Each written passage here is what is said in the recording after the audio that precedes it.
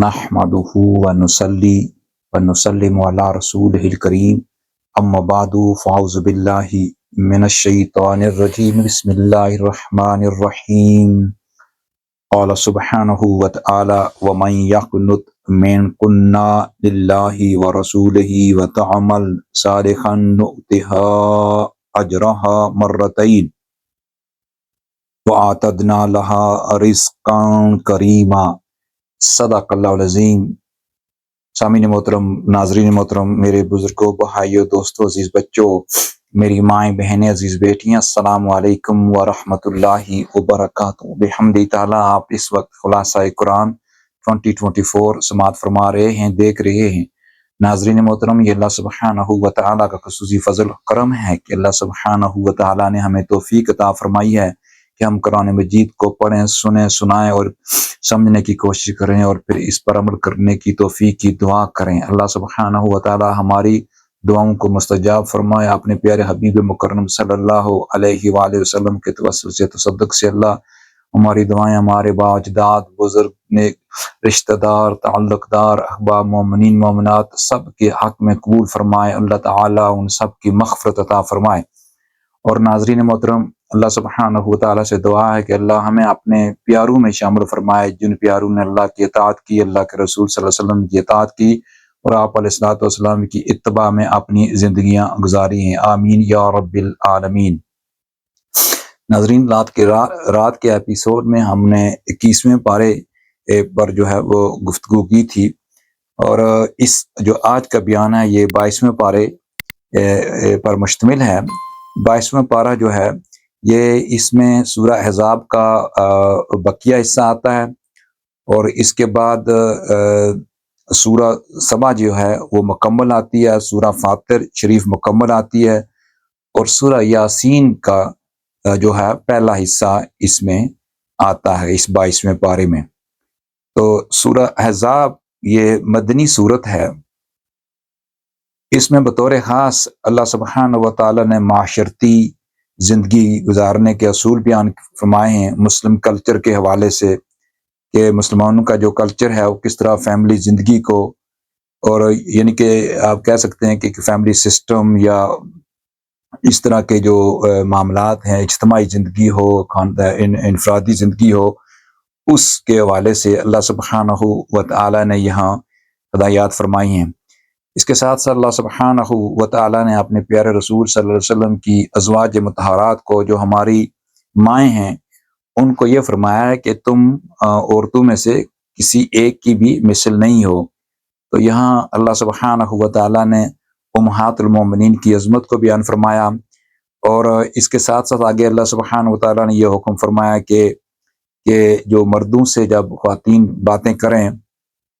تو نرم لہجے میں بات نہ کیا کرے، ایک ڈیسنسی ہو اس میں، اور اس کے ساتھ مردوں کے ساتھ جو ہے وہ نزاکت سے بات نہ کرو، اور یعنی کہ ایک ڈسپلن طریقے سے کرو۔ دوسرا یہ ہے کہ شرعی ضرورت کے بغیر آپ گھر سے باہر نہ نکلیں جب تک عذر نہ ہو۔ اور پھر فرمایا کہ زمانہ جاہلیت کی طرح زینت وغیرہ کر کے باہر اپنی اس کا اظہار نہ کیا کریں۔ فرمایا کہ نماز ادا کریں اور زکوٰۃ دیتے رہا کریں، اور اللہ اور رسول صلی اللہ علیہ وسلم کی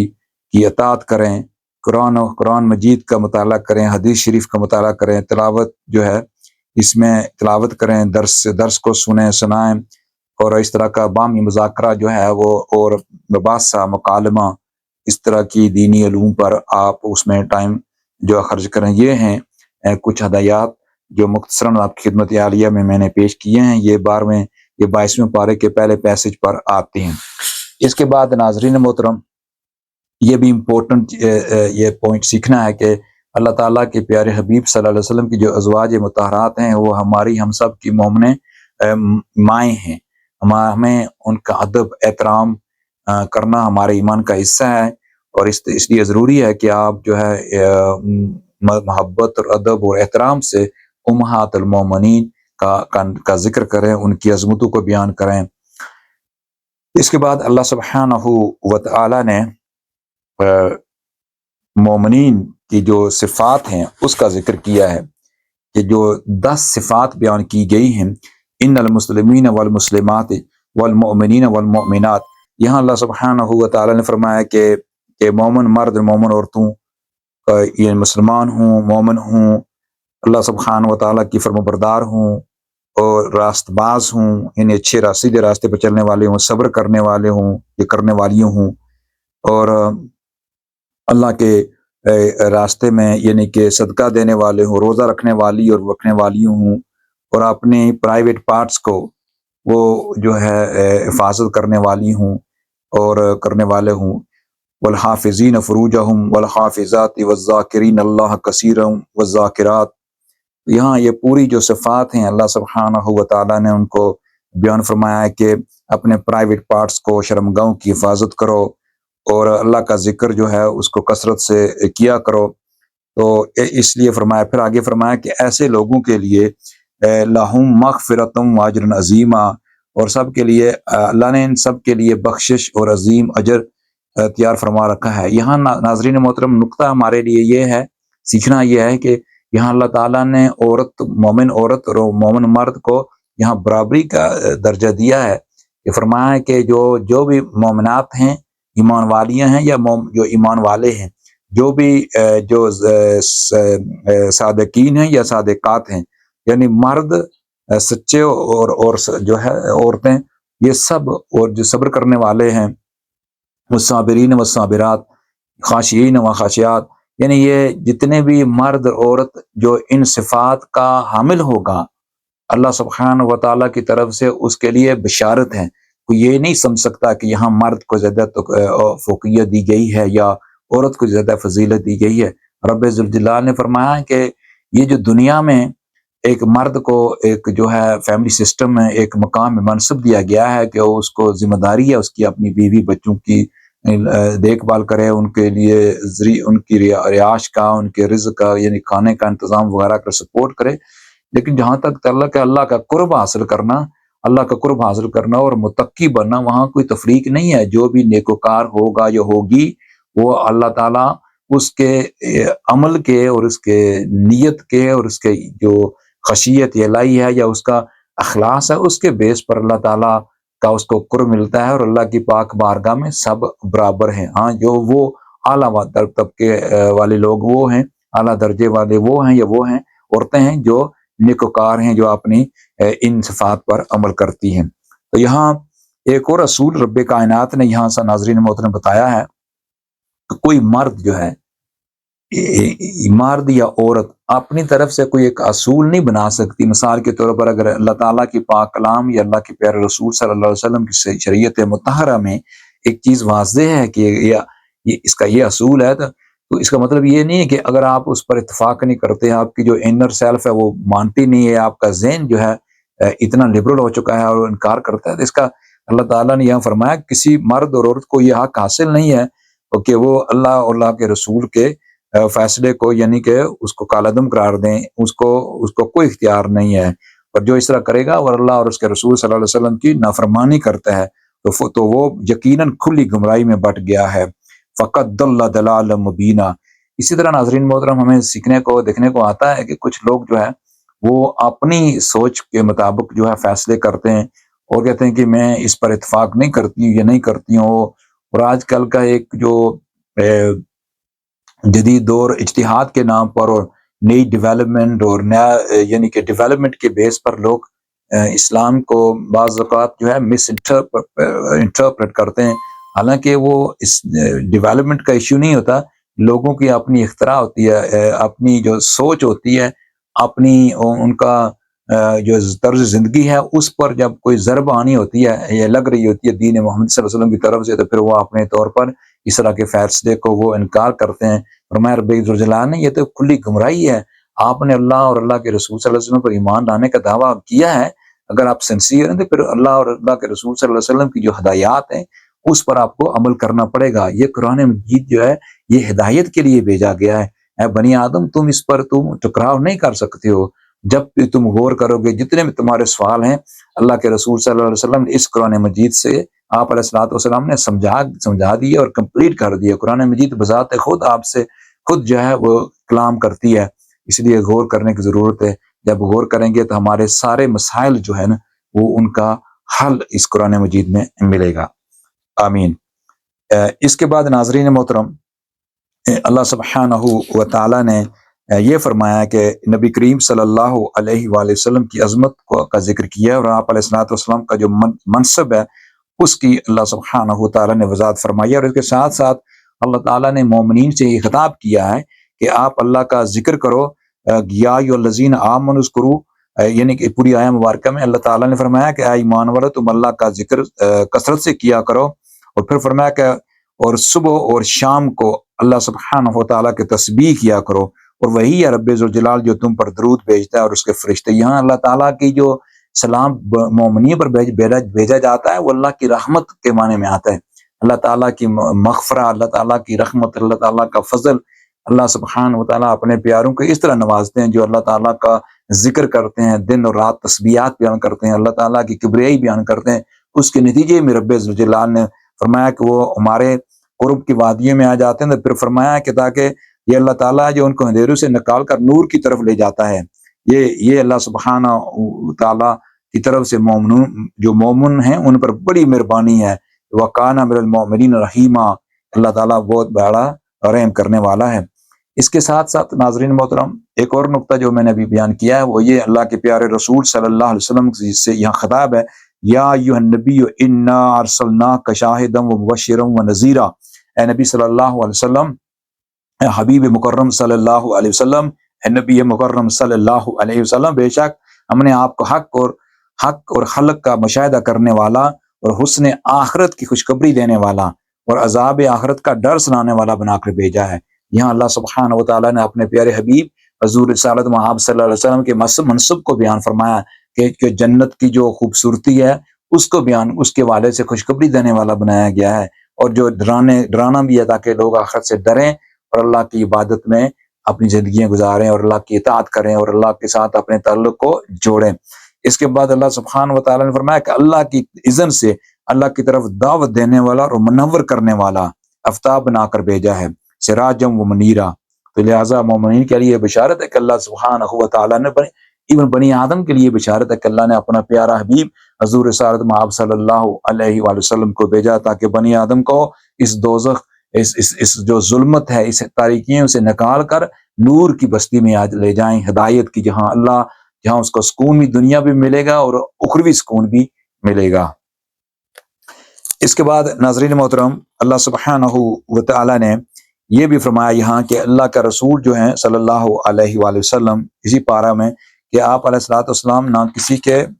یعنی کہ آپ علیہ الصلوۃ والسلام تو مردوں میں سے کسی کے باپ نہیں ہیں. ما کان محمد ابا احد من رجالکم ولکن رسول اللہ وخاتم النبیین وکان اللہ بکل شیء علیما. اے حبیب مکرم صلی اللہ علیہ وسلم، آپ مردوں میں سے کسی کے باپ نہیں ہیں لیکن وہ اللہ کے رسول ہیں صلی اللہ علیہ وسلم، اور سب انبیاء کے آخر میں سلسلہ نبوت کو ختم کرنے والے ہیں، اور ہر چیز پر جو ہے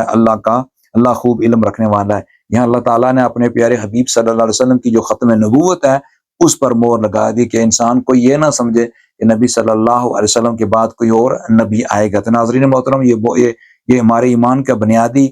حصہ ہے کہ ہم عقیدہ ختم نبوت پر ایمان رکھیں. اگر آپ کا یہ ایمان نہیں ہے تو پھر ہمارا ایمان جو ہے وہ مکمل نہیں ہے، چونکہ اللہ تعالیٰ نے نبوت کا دروازہ بند کر دیا، رسالت کا دروازہ بند کر دیا.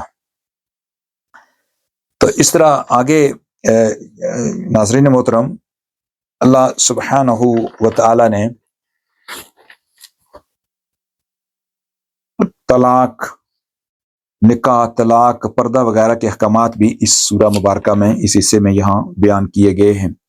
تو اس کے بعد اور بطور خاص یہ سورہ مبارکہ جو ہے، یہ جو پیسج میں نے پڑھا ہے، اس سے خواتین کے لیے بہت سے اسباق ہیں اور ان کی زندگیوں کو کس طرح گزارنا چاہیے، کس طرح اللہ کا قرب حاصل کرنا چاہیے. بطور خاص پردے کا حکم، اس طرح کے جو معاملات ہیں ان پر اللہ تعالیٰ نے یہاں نصیحت فرمائی ہے، ہدایت فرمائی ہے، ان کے لیے بہت ہی یہ مفید ہے. اس کے بعد ناظرین محترم سورہ سبا شریف آتی ہے، یہ مکی سورہ ہے.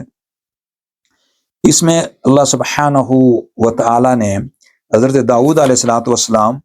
اور حضرت سلیمان علیہ الصلوۃ والسلام کا کا ذکر جو ہے وہ قصہ بیان فرمایا ہے کہ اللہ سبحانہ و تعالیٰ کا ان پر بطور خاص فضل تھا. اللہ نے ان کو پر فضل کیا، آل داؤد پر فضل کیا، اور فرمایا کہ وہ اللہ سبحانہ و تعالیٰ نے ان کو کہا ہے کہ آپ شکر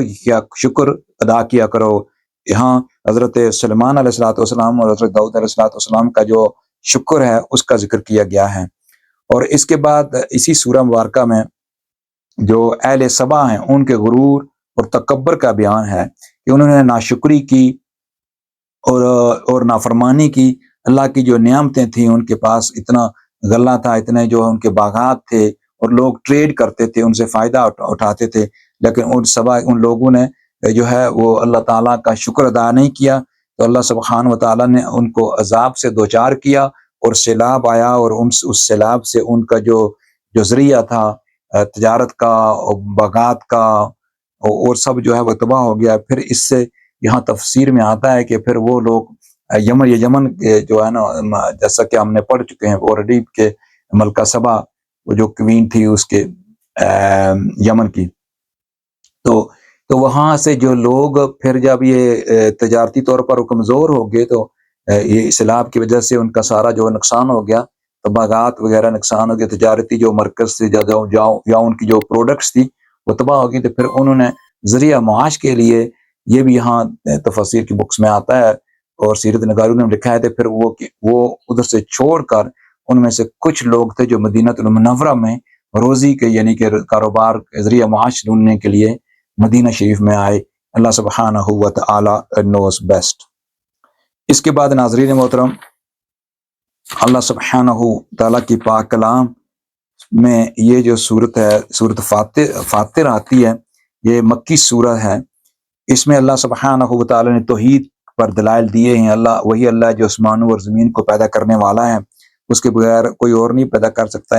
انسان، جن، فرشتے، وہ سب کا وہ مالک ہے اللہ سبحانہ و تعالیٰ. وہی اللہ ہے جو رزق دیتا ہے، اور وہی دینے والا ہے. اور اللہ سبحانہ و تعالیٰ نے یہاں نصیحت فرمائی ہے کہ اے ایمان والو اور اے بنی آدم، اے لوگو. یہاں یہ پورا پیسہ جو ہے نا، لوگوں سے خطاب کیا جا رہا ہے کہ اللہ کا وعدہ سچا ہے. سو دنیا کی جو چھوٹی زندگی ہے ہرگز تجھے فریب نہ دے، بے شک شیطان جو ہے تمہارا جو دشمن ہے. تو لہٰذا اس کو دشمن ہی بنائے رکھو، شیطان کے ساتھ دوستی نہ کرو اور اپنے آپ کو بہتر کرو. اور اگر تم نے شیطان کا راستہ اختیار کیا تو پھر تم دوزخیوں میں شامل ہو جاؤ گے. یہاں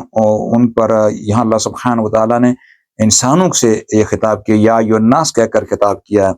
اس کے علاوہ بھی اس سورہ مبارکہ میں اللہ سبحانہ و تعالیٰ نے، جو کہ مکی سورہ ہے، اس میں اللہ تعالیٰ نے یا ایھا الناس سے یہ یہاں بھی خطاب کیا ہے. فرمایا یا ایھا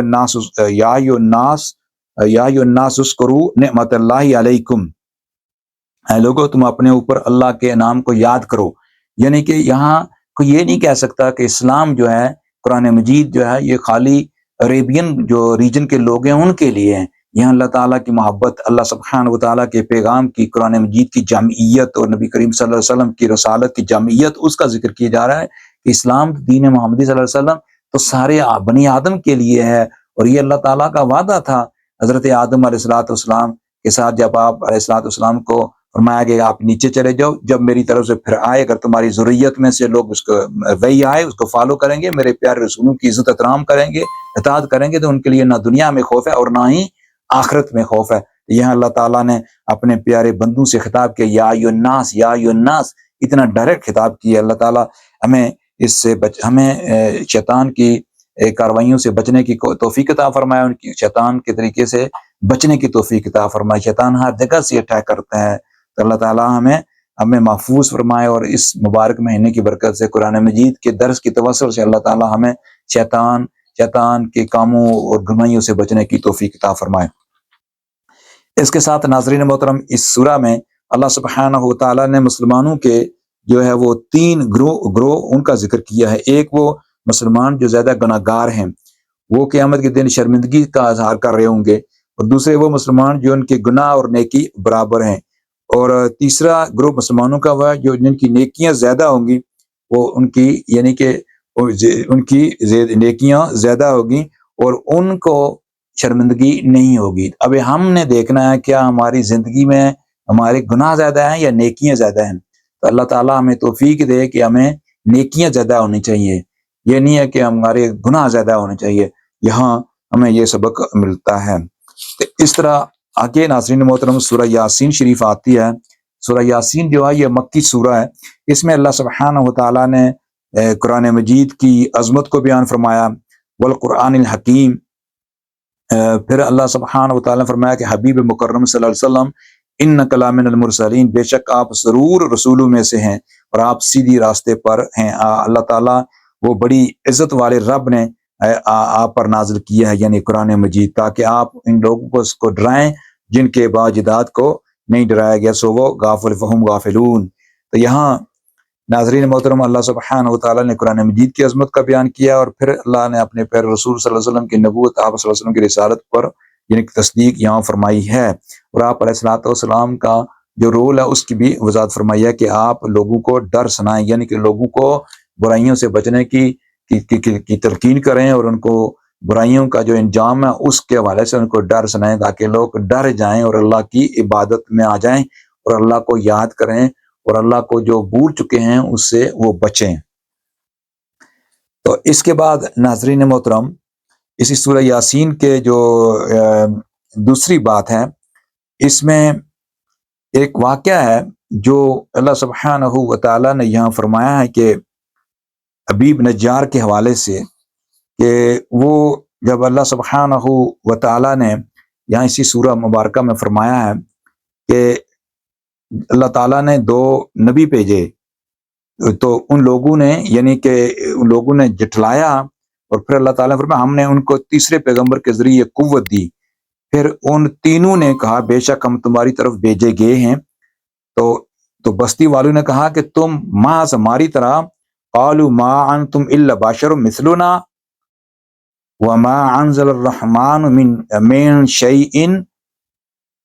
ان انتم الا تکذبون۔ تو انہوں نے بستی والوں نے کہا کہ تم تو محض ہماری طرح بشری، اور خدائے رحمان نے کچھ بھی نازل نہیں کیا، تم فقط جو ہے وہ جھوٹ بولنے والے ہو۔ تو پیغمبروں نے کہا کہ ہمارا رب جانتا ہے کہ ہم یقیناً تمہاری طرف بھیجے گئے ہیں۔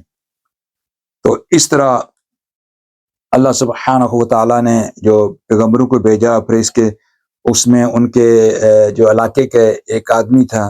وہ دوڑ کر آتا ہے، تو ان کو یعنی کہ وہ شہر کے پرلے کنارے سے ایک آدمی دوڑ کر آتا ہے، وَجَاءَ مِنْ أَقْصَى الْمَدِينَةِ رَجُلٌ يَسْعَىٰ قَالَ يَا قَوْمِ اتَّبِعُوا الْمُرْسَلِينَ۔ اور شہر کے پرلے کنارے سے ایک آدمی دوڑتا ہوا آیا، اس نے کہا کہ اے میری قوم تم پیغمبروں کی پیروی کرو، ایسے لوگوں کی پیروی کرو جو تم سے کوئی معاوضہ نہیں مانگتے اور وہ ہدایت یافتہ ہے۔ یعنی کہ اس ایک مرد مومن نے وہ دوڑ کر آیا اور اپنی قوم کو یہ کہا کہ تم لوگ ان انبیاء کی اطاعت کرو، ان کی بات مانو، یہ تم سے کچھ مانگتے بھی نہیں ہیں، تو تم کیوں ان کا جو ہے جھٹلاتے ہو، ان کا انکار کرتے ہو۔ اس کا جو بقیہ مضمون اگلے پارے میں آتا ہے۔ تو یہاں یہ بتانا ضروری ہے کہ ان بدبختوں نے اس مومن کو انہوں نے شہید کر دیا، اور جب انہوں نے شہید کیا تو اس کو پھر اللہ سبحانہ و تعالیٰ نے اسی دنیا میں یعنی کہ اس کو جنت کی بشارت مل گئی، اور پھر جب وہ جنت میں جاتا ہے تو کہتا ہے کاش یہ لوگ جو ہے ہماری بات سمجھ سکتے یا میری بات پر عمل کرتے سنتے۔ یہ پورا مضمون ہے انشاءاللہ، بقیہ جو اس کا مضمون ہے کل کے ایپیسوڈ میں ہم آپ کی خدمت عالیہ میں پیش کریں گے۔ ناظرین محترم یہی ٹائم تھا آج کے بیان کے لیے، تو اللہ سبحانہ و تعالیٰ ہماری اس چھوٹی سی کوشش کو قبول فرمائے، اللہ تعالیٰ آپ سب کا سننا قبول فرمائے، اللہ تبارک و تعالیٰ ہم سب کو توفیق عطا فرمائے کہ اس کلام پاک کو سنیں سمجھیں اور پھر اس پر عمل کرنے کی توفیق کی دعا کریں۔ جہاں جس کسی کا بھی سننا آج قبول ہوا، اللہ تعالیٰ کی پاک بارگاہ میں اللہ سبحانہ و تعالیٰ اس کے توسل سے ہمارے سب کے گناہ معاف فرمائے۔ جتنے بھی مسلمین، جتنے بھی مومن لوگ، ایمان والے لوگ مظلوم بنے ہوئے ہیں، مظالم کا شکار ہیں، بطور خاص فلسطین میں، اللہ تعالیٰ ان کی غیب سے مدد عطا فرمائے، ہماری دعائیں ان سب کے حق میں قبول فرمائے۔ وآخر دعوانا الحمد للہ رب العالمین۔ السلام علیکم ورحمۃ اللہ وبرکاتہ۔